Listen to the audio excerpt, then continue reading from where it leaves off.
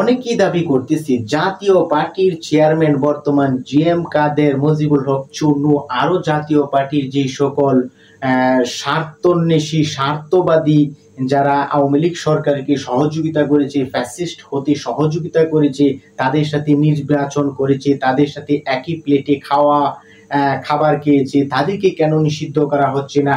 আজকে হাসানুল হক ইনু, রাশেদ খান মেনন, আরো বেশ কয়েকজন জুটের দলকেই 14 দলীয় জোটের শীর্ষ নেতাদেরকে গ্রেফতার করা হয়েছে, কিন্তু জাতীয় পার্টির ব্যাপারে কেন সরকার এতটা নমনীয় আচরণ করতেছে সেটার অবশ্য তীব্র প্রতিক্রিয়া আমি গণ অধিকার পরিষদের নুরুল হক নূরের কাছ থেকে আমি দেখতেছি।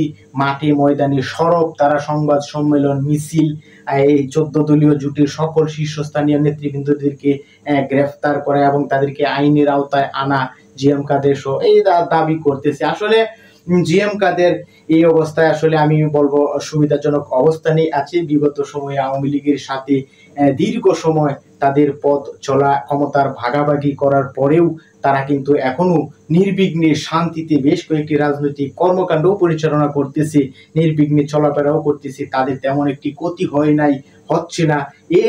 এটার কিন্তু রিয়াকশন বিভিন্ন রাজনৈতিক দলের পক্ষ থেকে আসতেছে, দাবি আসতেছে তাদেরকেও নিষিদ্ধ, তাদেরকে আইনের আওতায়।